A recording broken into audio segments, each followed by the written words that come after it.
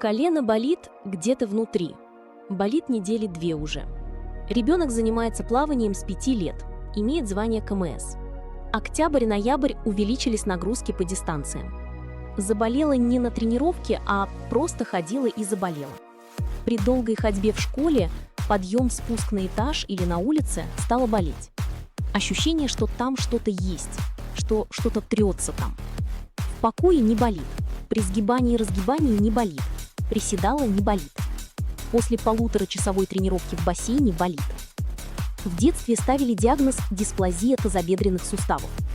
Ребенок отказывается бросать плавание. Нагрузку снизили, получили освобождение от физры, там были кроссы, прыжки в длину, хождение на корточках было. Консультировались очно. Предполагали пателлофеморальный болевой синдром, повреждение заднего рога мениска и так далее. В последнем заключении рекомендовали укол флексатрон соло в связи с тем, что ребенок хотел бы дальше заниматься спортом, до 11 класса. Плавает за лицей. Хронических заболеваний нет, кроме аллергии на амброзию. Ребенок активный. Операцию по Кенигу сделали успешно. Реабилитация прошла успешно. КТ, МРТ показали полное излечение. Наблюдались в приорах. Консультативное заключение по представленным МР-томограммам пациентки 2010 года рождения.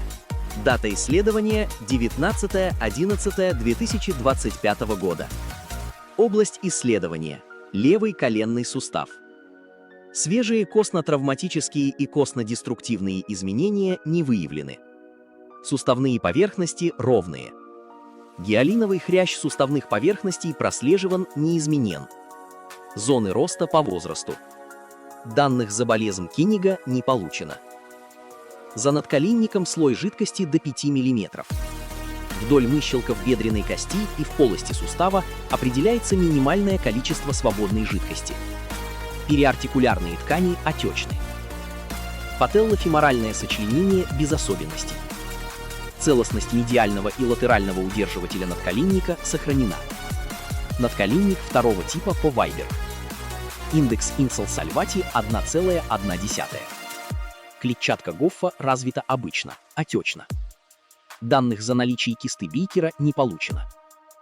Внутри и вне суставные связки, передняя и задняя крестообразная связка, медиальная и атеральная коллатеральная связка, собственная связка надколенника, медиальный и латеральный удерживатели надколенника не изменены. Признаки дегенеративных изменений медиального мениска первой степени. Признаки дегенеративных изменений латерального мениска не выявлены. Заключение. МР признаки дегенеративных изменений медиального мениска первой степени по Столлер, минимально выраженного синовита, левого коленного сустава. Рекомендована консультация травматолога. 5 декабря 2025 года. Кэм Н., доцент, Котов М.А. Заключение не является окончательным диагнозом и должно оцениваться лечащим врачом вместе с результатами других исследований и клиническими данными. В целом, на мой взгляд, ничего критичного с суставом нет. Есть небольшой синовит, что бывает от больших нагрузок, который и может давать боли. Также есть минимальные повреждения медиального мениска, но они особого значения не имеют. Вам нужно к травматологу, по возможности к тому, который спортсменами занимается. Вопрос пациентки. Да, мы консультировались уже с несколькими специалистами. Были предложения уколоть гиалуроновую кислоту и сделать артроскопию, удалить инфрапателлярную складку, которая, судя по всему, увеличена и мешает, дает боль. Не могли бы вы уточнить в этой связи, есть ли проблемы с медиапателлярной и инфрапателлярными складками? Мне, как не специалисту, не совсем это понятно из заключения. И чтобы на приеме у травматолога аргументированно обсудить нашу проблему. Ответ кандидата медицинских наук Котова М.А.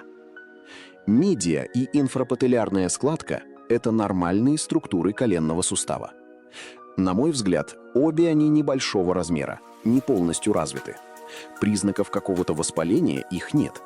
И вопрос об их удалении должен решать травматолог. Опять же, на мой взгляд, сустав – это не то место, куда нужно лезть без крайней нужды.